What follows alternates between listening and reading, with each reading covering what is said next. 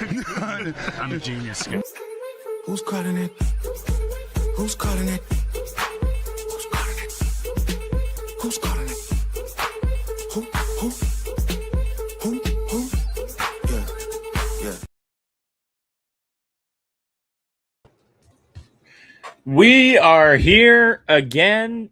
What, 20 minutes later? We just did the Mike Conley stream. A lot has happened since then. Jack has arrived, and we have perhaps the most fairy tale, probably didn't think it was going to happen news of the summer, and that is Mitchell Robinson is here. He's on the Celtics. He's here. I mean, it felt like the most obvious signing they could have possibly made based on the big men who were available. It was just a matter of would they do it or would they not, and they did it. And it's almost certainly for the full MLE, 3 years, $47.4 million. But they've got center depth. They've got Mitch Robinson next to Keita and Garza and Sinak and Amari Williams, and it feels like that's a better center room than they had last year, in a center room that can sort of get them to where they want to be with an extra body at the very least. So Mitch Robinson can play. He can give you 15 to 20 minutes a game consistently at a very high level. Probably not much more because of the injury concerns, and you don't want to, put a ton of pressure on him. But if Keita and Garza can continue to provide minutes that they were providing, then that's all you really need. So. Yeah, man, great signing. This move does hard cap us at the first apron, something that I'm fine with this move. And Yosi said that there's an option in the third year. Yosi Gosling said Mitch Robinson will go into the Celtics level exception. They are now hard capped to the first apron. It can't be structured as a sign and trade since he received an option in the third year. So very interested to see what that option is. We haven't got the full contract details yet, but yes, we are hard capped at the first apron. We do have apron space. I don't know how much now, but that just means that we can't go over the first apron as far as like in not tax, but in like salary cap room. So I believe the first apron is 209 million, I believe. So we can't exceed that with trying to put other pieces on our team. But again, this is a great move. He got the 15 point something ish, but that is our non-tax paying MLE right there. Again, possession maxing to the max. If you want like screening, he can switch. Obviously, that's not what you would what you would have him do all the time, but I'm very interested to see what if there's like any other like little small things in this contract, because we saw the Rob contract, which was it was a 3 year, but it was partially guaranteed in the second year, and it was not guaranteed at all in the last year unless he plays 50 games. So I'm pretty interested to see if we do something there, which would be amazing. And as Yossi said, there is a team out that I don't know if it's a team option, but there is an option in that third year. So I'm very interested to see what type of option it is. Is this the best guy they could have got? At the 5, yeah, for sure. Yeah. For sure. I think they won. Great signing for a team that, we spent the entire last calendar year being like, they need one more guy. They need one more guy. They get Vucevic. It's not him. And you really felt it in the playoffs. And now you have Mitchell Robinson, who not only is like a quality player, he's always fucking killing you. He's tough. He played through his injury in the finals. He wasn't tremendous in the finals, but he had hand surgery right before the finals started, went in there, gave Wemby a hard time, and he wore him down. And on top of all of that, he's one of the best offensive rebounders in the league. And with the way the Celtics played last year and found success last year, offensive rebounding was a huge part of that. They were the 5th best second chance points team in the NBA. And if they really want to lean into what worked well for them last season and build on that, this is a great way of taking a step in that direction. and making the Knicks worse. Yeah, I like Robinson a lot, man. He is a giant body down low. He runs the floor well, at least in terms of hustle. Like he'll get up and down with you. He can rebound the ball. He played less than 20 minutes a game last year and averaged 8.8 rebounds. Like that's crazy. He averaged 4.2 offensive rebounds in 19.6 minutes. Like Sam said, if you want to continue to try to win the possession battle, that's a guy you want on your team. Again, he's not a guy who's going to play a lot, but this is also a vote of confidence in Nemish Queta, right? Like I don't, in my opinion, Mitchell Robinson is not going to start. He is not your starting center. Nemish Queta is going to continue to be your starting center moving forward. Mitch Robinson is now your high level backup. So I'm a big fan. I like the signing. It was as good as the Celtics were going to get in free agency. And I think what we saw last year was a lot of struggles for the Celtics with fouling and not being able to stay on the court because of foul trouble in the playoffs. Now you have a third high level big to play in those situations and a guy who obviously knows what it takes to win deep in the playoffs. You are muted, sir. Thank you. The first apron is $209 million with this signing, and Conley, like before, I think with Conley we're $188 million. Now this is plus 15, so it's like 203, 204 ish. So we are very close to the first apron now, but I don't know if that includes like the Vooch cap hold. I don't know if like this isn't finalized yet, of course, but yeah, what do y'all think this means for like the roster going forward? Because I obviously don't think they want to be in the first apron or even like this close to it. No. So is that like does this trade make it more likely that we trade Jaylen for like pieces? I don't think so. Maybe. I mean, we nothing makes us better than our different opinions. Go ahead, Jack. I don't think it's impossible. I mean, you see, obviously the Sham stuff is what it is. Him saying they're, talking to X amount of teams. I don't really know what is happening with that. It is what it is. I think they could go into the season just a little bit close to the apron and do like that and be okay with it and just be careful. It could mean they trade someone like Hauser, or it could mean they trade, someone else to sort of tuck under that apron. But I think they would be fine because theoretically you sign a couple guys to rookie contracts and they'll be small enough to where you could deal with it and you'll just stay under the apron. How much space did you say they have, Nick? Did you mention the number? Do we know exactly how much they are under the luxury tax line right now? I have to get the updated one with Mitch okay. Robinson. That's fine. Other than Robinson, we were we had 11 million in luxury tax room, so we're about 4 over now. Oh yeah, so there's definitely more coming then. Like there will be something coming at least. Maybe I know Sam mentioned like they could go, or someone mentioned they could go into the season a little bit over and duck under by the deadline, which maybe they could do. Yes, Phil, I would say this means Simons is off the table. I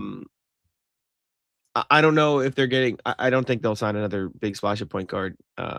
Join. I think Conley was their depth at that position, and now they're fine. So I don't know. Yeah, I think maybe it does mean they'll get a little cheaper in a Jaylen trade. Maybe it doesn't mean a Sam Hauser thing, but they have until the deadline to do that. So,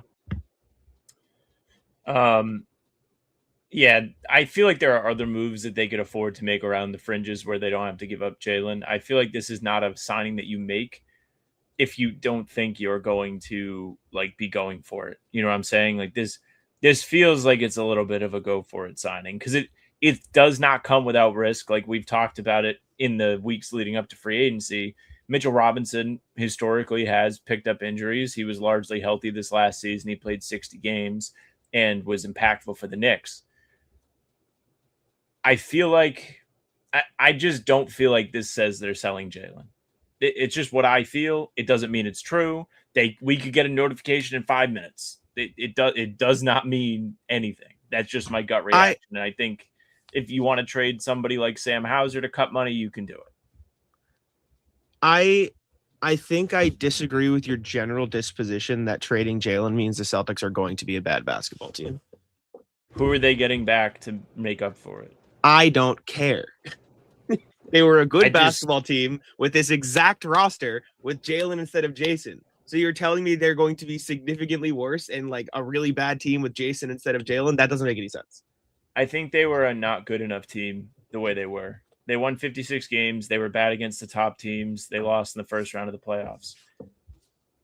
I don't think listen, Jason Tatum's a different player than Jaylen. He is a better make everybody better guy than Jaylen is. But I don't think by splitting them and then not replacing Jaylen's production and status as a like guy who can go and get his and really put up big numbers for you when you need scoring, I don't think that that is going to enable you to be as competitive as you would like to be. Yeah, I probably shouldn't have started with Jaylen, but that like them being over the luxury tax, definitely something they don't want. I don't know if they'll go into this year with the same mentality, but you don't reset the repeater tax thing until you're under for another year. So maybe they do it the following year. I don't know, but from what they've shown us from them doing a lot of trades, like small trades to get under the tax last year and being clear of both aprons all of last year. This does puts us really close to the first apron and then over the luxury tax. So Sam Hauser is definitely the more like the lesser thing where it's like, here we go. He's definitely the guy that would be definitely easier to move than a Jaylen Brown, of course, if you want to save bread. But yeah, I'm interested to see. And so Banton, we did pick him up, right? But he's like non-guaranteed. Okay. All right. I'm trying to think what could be the, you know what I'm saying? But all right. Okay. All right. I want to address this. There is truth to this to some degree because of the free throw shooting. There is, in fact, a rule in the NBA that you can't intentionally foul in the final 2 minutes of quarters, or it's going to be auto free throw. That applies in the fourth quarter, right? I'm not making that up. Yes. If you intentionally foul him, then yes, you get one free throw and then you keep the ball. That's how it works. Just now, it doesn't mean that this isn't true. It doesn't mean that when you're in the bonus, you're not going to have to worry about teams doing hack-a-mitch. But to what Jack said earlier in the pod, you do not have him as your only guy. It's Nemi. Mitchell Robinson is coming here probably to be a supporting piece to Nemi and bolster the front court. Like this, in theory, is the guy that you really wished you had last year. If you have Mitchell Robinson last year, you have somebody who is an extra defensive, like incredibly strong body that you could have thrown at Embiid in the playoffs and worn him down and maybe weathered the storm that really took you out in the back half of that Philly series. This isn't revisionist history. By signing Mitchell Robinson, you don't get that series back. You have to go out there and win games again this season, and you have to be competitive. But it fixes the easiest structural weakness that you can point to in the Sixers series. Lots of things went wrong. Derek White forgot how to shoot. Jaylen had bad moments. Jason didn't play in Game 7. They did a lot of things wrong. But from the opening tip of Game 1, with how quickly Nemi got in foul trouble, it was evident how important having that third big was. And when Vooch was giving them serviceable minutes earlier in the series, it worked. And when he stopped being effective, it really hurt them. So the hope is that Mitchell Robinson can be effective. He's a low usage offensive guy. You can throw lobs to him. His best offensive game is getting offensive rebounds and dunking the ball. This is a great fit, in my opinion. The one thing I'll say about the cap situation thing, I saw someone say like, oh, just trade Garza, Shoga, and somebody else. One, Shoga's gone. Shoga's not there. Two, you can't really just trade three guys and solve the problem because you have a minimum. You have to have 14 players on the roster. So this can't really be solved with just trade three guys. This has to be solved with cutting actual salary. And realistically, in my opinion, the only things that are going to have the Celtics do that are dumping Sam Hauser or trading Jaylen Brown. And I'm not saying they're going to dump Sam Hauser. Maybe they trade him and get something else back. I'm not saying they're going to trade Jaylen Brown just to, shed salary. I don't think that's what happens at all. I'm just saying I think one of those two things happens before the deadline, in my opinion. I was very afraid that you were going to say you prefer just trading Jaylen instead of Hauser. My brain was going to break on. You were going to see it live on the air. I was going to lose it. No, it's a no-brainer if it's between those two, and you're playing well. I mean, I don't think the deadline is a good approach between those two things, though. I think it is if they don't find a Jaylen trade they like, to dump Sam Hauser. I don't think dumping Sam Hauser is good. Sam Hauser is a good player. I'm not saying I would rather trade Jaylen than dump Sam Hauser, but just to be perfectly clear, dumping Sam Hauser is also bad. Also bad. Sam Hauser is a good rotation player. I don't know how many times I have to fucking punch my fucking words into the microphone. He has shot 40% or damn near close to it every year of his fucking career. He shot 40% in the season. He's a legitimate NBA defender. I don't know how else to make you fucker idiots learn that. He is a good player. Yeah, every single NBA team would love to have a Sam Hauser on their fucking team.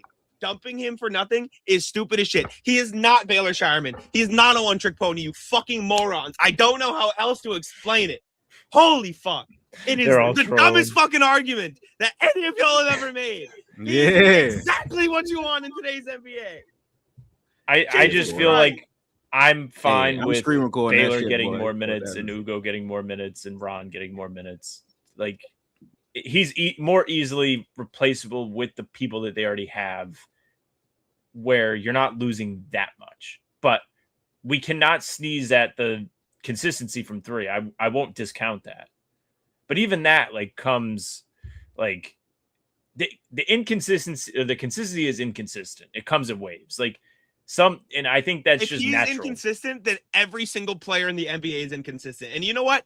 They are. That's how it goes. That's life. That's the shooter in the NBA. Finn, you're an idiot. Jimmy J, you're an idiot. I'm just crashing out now because all of y'all are saying the same stupid ass shit. Can't average 10. Jimmy J, shut the fuck up. You think Trae Young's a good basketball player? Stop talking to me. I'm getting pissed. I'm just getting so mad.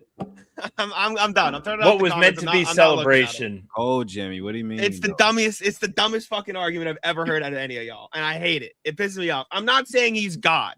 I'm just saying just dump him. He sucks. Is the stupidest shit. He is on a phenomenal contract, and he gives you exactly what you want in the modern NBA. I'm done. I'm writing my article. Damn.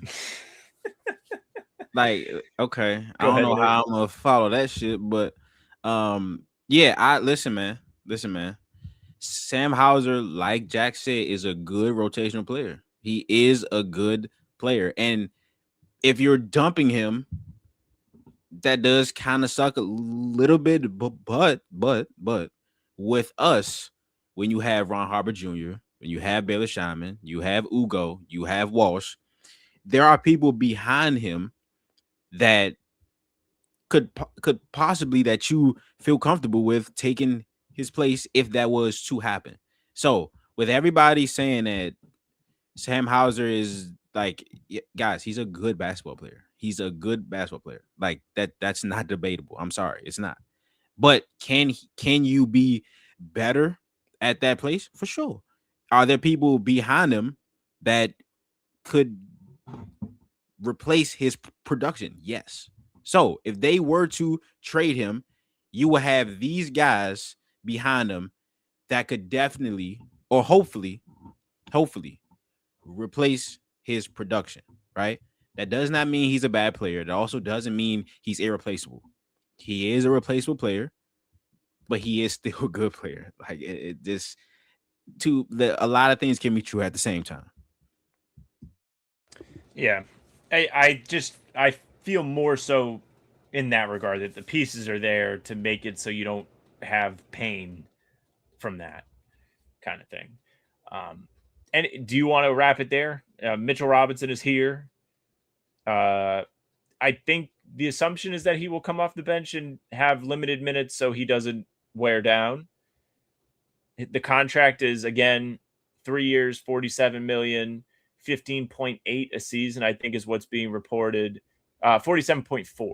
I apologize. With a player option in year 3, he's going to be here a while. He got a play option? Year 3. Okay. Did you see the Kessler signing trade too? Yeah, So Walker Kessler is being traded to the Lakers for nobody in my notifications tweeted it. Okay. 4 unprotected first round picks in 2031 and 33 and first round swaps in 28 and 30. It's 2 unprotected picks, 31 and 33, and then 2 swaps, 28 and 30. That's a lot, no? But the Celtics are crazy for asking for 4 picks for Jaylen. I don't. The picks are a lot. The contracts. Yeah, the picks are. No. I don't. Well, okay. Yeah, I didn't even look at. He's on 42 and a half a season. It's 42 and a half. What? I thought it was 32 and a half. I thought it was 32 and a half. He signed. Oh, you are correct. You're correct. Bad math. Okay. Sorry. 32 and a half. 32 and a half is okay. That's better. 32 and a half is fine. But I just saw the picks. Fine. I was like, damn, that's bro. And then again, I said this last time where like you like picks past 2029. Like you don't know what the lottery form is going to be. Now, that could mean to some teams that, hey, these picks are very valuable, but in the same thing, like you could also be like, maybe they're less valuable because we just don't know. So I don't know how each team views that, but you get 2 unprotected picks in the early 2030s plus a swap in 2028. I'm not really, you know what I'm saying? They should be pretty good, hopefully. Well, not. I don't want them to be good, but you're not really worried about the 2028 swap, but the 3 picks in the 2030s could get interesting. But they should still have Luka, so they should be at least the playoff team in those years. And with Kessler, if he's able to stay healthy with Austin Reeves, you know what I'm saying? That is a good team. They obviously need some other stuff with Smart leaving and Hachimura is a free agent, but they finally get the 5 that they want next to Luka. So it is. I think the picks are a lot, but I don't mind it. He's as good of a center as you could get, in my opinion. Right. That is available next to Luka Doncic. He's an elite rim protector. He's a great rib runner. He's a great rebounder. He can run the pick and roll. Like it works, and it gives you a legitimate long-term piece who is very young next to Luka Doncic. So picks are a lot. It kind of restricts in what you're able to do from here on out, but I don't hate it. Yeah, he's been more available than I initially thought. I mean, he didn't play this year. He had a shoulder issue. Last year, he played 58 games. Year before, he played 64, and then 74 as a rookie. He's 24 years old, so he entered the league a little late. But double-double guy, blocks shots really well. He's a good role-playing big guy for sure.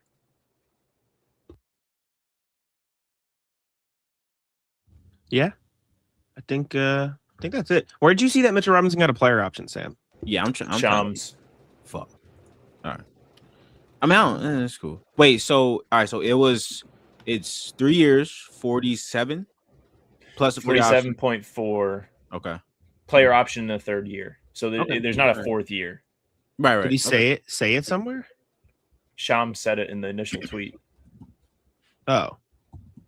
Wait, he said it in the initial tweet? I didn't see that. Mitchell Robinson. I see it. Did we just all miss it? What the fuck? Yeah, I don't remember seeing that initial tweet. All right, well, cool. All right, play option. Right. Mamu, Lakers. Yeah. 52 million. Wait, what? Water is wet. Whatever. Yeah. He did. How much was it? 4 years, 52. So damn. 13 a season? 13, 14. Okay, there you go.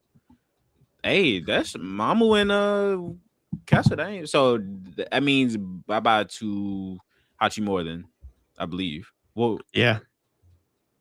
Because he was projected to get around that range from somebody. So Dang. Okay, man. That's ain't bad. I will say that someone in the chat did ask about Anthony Simons. I know Jack said no. I also lean no. But if they give him the 5.5, maybe because before this all went down, he was apparently talking to 3. Now Mitch was talking to the Lakers and Nets, according to Fisher and Stein. So take it with a grain of salt. Sellers were not reported at all with Mitch, but it was Boston, Chicago, and Golden State as potential Simons suitors. So I'm sure they had a plan. These Celtics signings are coming pretty early in the day here. I will also say, if let's say Simons does sign for the 5.5 or somebody does, that makes it even more likely, in my opinion, that they believe a Jaylen trade is coming. Not because I think they can't shed the salary, but they would be around 9 or 10 million above the tax line before that. So like you could do it with Hauser salary, but it would make it very, very hard to, because it would have to be a straight dump. So again, possible, but would also significantly restrict you in getting under that luxury tax, which I still believe that they will do. You could do it. I mean, if you do it in the summer, it's less hard because teams are more flexible in the summer. But what if you were to wait in the season, which probably is the best practice? You can see how things are going. You can gauge what's important to your team, what's not. Like, say Hauser's on a burner of a season and you feel like you can't lose him, it's another story. But yeah, I don't know. We're gonna wait to see. Celtics. What were you laughing at? Michaela just sent me. I just need to play this. This is what my girlfriend just sent me. Mitchell Robinson? I do explain. I'm like, no, he's good. It's good. Yeah, he is good. So let's see. They have 12 players on Spot Track right now, not including Mitch or Mike Conley. So they have one roster spot left, and they don't have to fill it. Mm-hmm. Yeah, they don't have to fill it. Hey, Mike Conley shining in that locker room. Hey, I like that. I like that more now. You know what I'm saying? I like that a little bit more.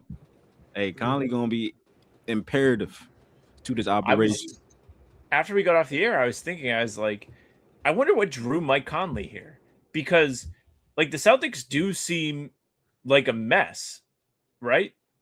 Oh yeah, Sanak. Is Sanak on Spot Track here? No, he's not. He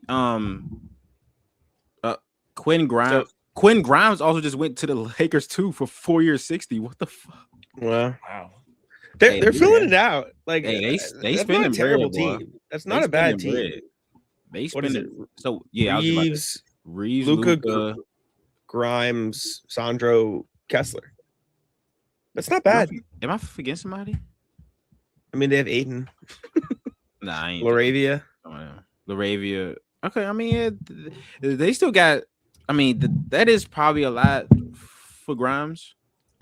Not a lot, but like that, I would think 15. he'd get like 10, but it's 15. It's not. I don't Yeah. know. But yeah, they kind of need.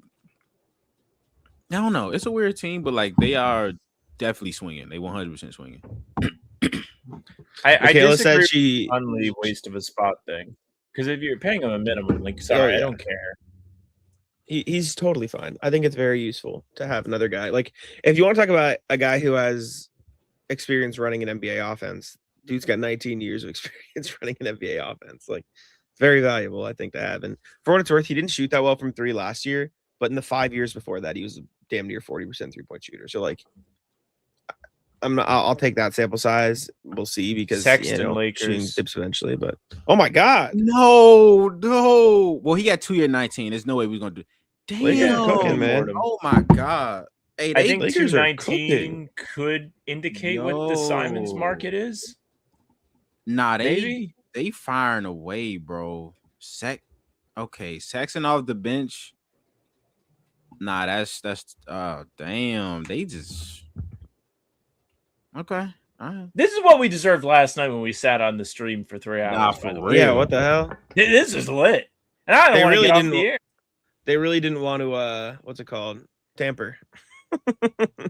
They respect As the Bron territory. said, "Hey, listen, man, y'all can do whatever y'all want." They said, "All right, bet, cool. We gonna spit all this bread." That's what they doing. Jack, we true. didn't get your thoughts. Vucevic. How are you doing?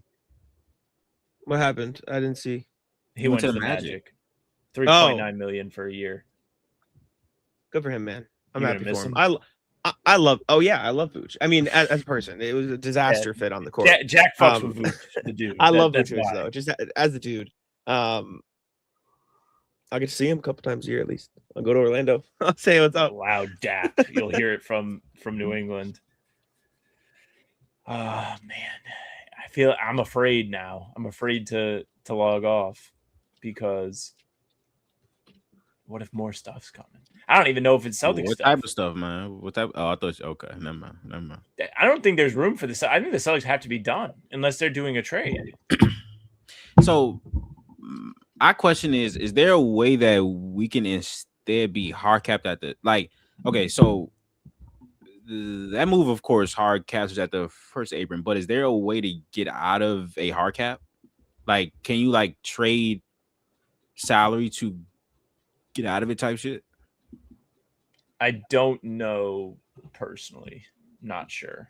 I tagged Keith Smith, but he aired me, of course. He's probably getting he do automatic firing notifications, whatever. Couldn't get the words out. What can you do? Story of my life. I think the roster's full unless they just get rid of they waive Banton to make room for somebody. That's what I think they're gonna have 15. I'll double check. 1, 2, 3, 4, 5, 6, 7. Yeah, we have 8, 14 standard contracts 11. right now. So plus Rob, plus it's Rob is 15. We still have two ways. They have two ways here. No, they have 1 2-way because Dylan Mitchell's 1. Well, hopefully he is that. Hopefully, yeah. We can pencil that in. So we'll have 1. Sinak makes it 12 on the active roster. Amari is a 2-way. Then you have Conley 13, Mitch 14. So technically they have 1 more, unless I'm just completely fumbling. No. Tatum, Brown, White, Hauser, Pritchard, Chris, Ugo, Banton, Garza, Shyman, Cada, Harper Jr., Conley Jr., Walsh. Harper Jr. is not on there. Spot track. Get it together. Here. Let me see you John right here because this shit. So wait, what do they have? They 15? Yes, they have 15 right now. Yeah. So maybe Banton. Well, I don't know what restrictions there are if you just picked up somebody's option. I don't know what the cap thing is. If you just pick them up, can you wave them away? So I don't know, but I assume something else. I don't know if it'll be a huge trade or a huge signing, but I feel like a roster move of some sort might be coming. I think Banton will be cut as well, Phil. Right. Was Banton counted in the 15? Yes. Okay, that's fine. His option, so he's in the 15. So yeah, I'm excited now, man. I'm you know what I'm saying? Bye, Sam LaFrance. Oh, why? It's not me. I'm gonna be the only one left standing. Just you wait. I'll have to get some celebratory I eat as many wings as I can, or some bullshit when the trade happens, so I can celebrate in the stream. I think that's it for us. Do you want to make this a full pod? Are we gonna do a full pod later? What do we do with that? I don't know. I gotta leave the house at 1. I'm afraid something's gonna happen. As soon as I leave the house, something's gonna happen, bro. I just know it. But I'm gonna be back pretty quickly. But I know something gonna happen, bro. And I'm just not gonna have a chance to talk about it. But it's fine. Sexton has a player option in his contract for the second year. Interesting. Damn. So Sexton, Grimes, Sandro, Kessler. That's some good. I think they paid a lot for Kessler as far as the trade. Yeah. Grimes 15 is a little more than I would have gave him, but they've been swinging, man, and you gotta respect it. Like they swinging, they get actual players. So yeah, let's see how it goes. All right. We can wrap it there then. We'll play it by ear. This might be the Thursday podcast if nothing else happens, because maybe we'll run through a refresher later in the day. I truly don't know how to handle this, because I was initially going to be like, we should record a live pod after Team USA and like wait out free agency, but we got all the free agency this morning. They don't really have room to sign anybody else, and like unless a trade happens, there's not going to be much Celtic stuff to talk about. But I mean, pretty good first day of free agency. They went in there and took care of business. It seems like they had a plan. They got their big that Brad wanted at the presser last week, and it feels like they've patched a serious hole on this team. Do we even have room to use the whole like biannual thing? Because that's 5.5, and if we super close to the first Abram, which is about, we have about like 5 million space in there. I don't know if we can even use the whole thing type shit. Yeah. I don't know. We'll see though. We'll see. Okay. We'll wrap it up there. Nick, thank you for the time. 2 streams for you today. Lots of streams over the last couple weeks. Everyone go subscribe to Nick NBA on YouTube. You got a Mitchell Robinson video cooking? Shit, I might got you. Offensive rebounds? He's just going to be getting offensive rebounds and fucking screening, but hey, that shit matters, boy. It does matter. Sellers love a good screen, honestly. Sure. Like, unironically, big part of what they've done over the last couple seasons. Subscribe to Nick. Go ahead. One more quick thing. All right. Keith Smith says, I've got Boston at 3.5 over the tax and 5.1 under the first apron hard cap, triggered by signing Robinson. That's enough flexibility for other moves this summer. Okay. There we go. I'm not sure what moves he's talking about, but okay. Well, yeah, 5.1. We can sign somebody. All right, so now the Anthony Milton probably seems a lot more realistic than like an Anthony, you know what I'm saying? Because he'll probably want like 5-ish, you know, or like 3 to 4 type. So we gonna go get me Carlo and we good. Well, we'll need a big. But I would like some optionality, but like skill set wise with our bigs. Like, well, we have good guards as like a stretch big. So maybe I'm just talking. I'm done. Don't sleep on Garza. No, Imagine the offensive rebounds between him and Mitch. And Sellers can miss every shot. He can miss every shot. They'll get the ball. When those Sam Hauser threes go flying off the rim, they will find the hands of Mitchell Robinson or Luka Garza. I'll wrap it there. I'm not going to make Jack have his blood pressure spike again. Thanks to everyone. Subscribe to the channel. We're here every day with new stuff. Full pods Tuesday, Thursday, and Sunday.